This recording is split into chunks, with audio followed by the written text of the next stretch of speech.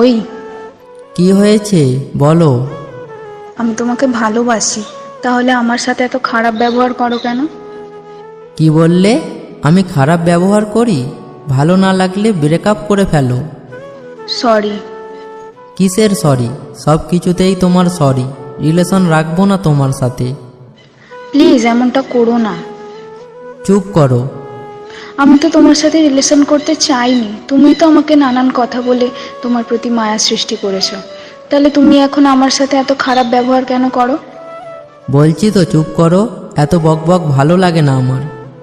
বাহ, আগে আমার সাথে একটু কথা বলার জন্য কত কিছু করতে, আর এখন আমার কথাই শুনতে ইচ্ছা করে না। দূর, ফোন রাখলাম, বাই। এটা বলেই ফোনটা কেটে দিলাম আর বন্ধ করে দিলাম। দূর, আর ভালো লাগে না, ওকে সহ্যই হয় না। যাক, এখন শান্তিতে একটা ঘুম দেওয়া যাবে। সকালে ঘুম ভাঙার পর ফোনটা অন করলাম।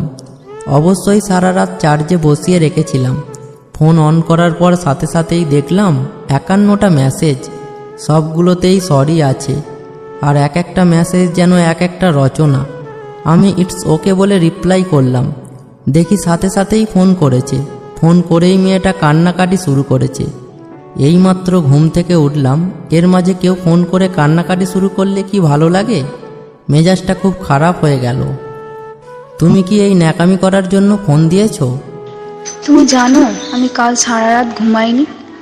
তো আমি কি তোমাকে মানা করেছিলাম?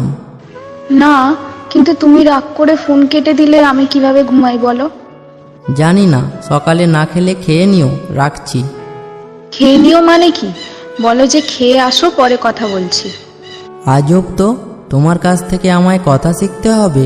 দূর, তোমার সাথে আমার রিলেশন করাটাই ভুল হয়েছে। সব কিছুতেই তোমার ভুল ধরতেই হবে। আচ্ছা আচ্ছা, সরি, আমি খেয়ে নেবো, তুমিও খেয়ে নিও।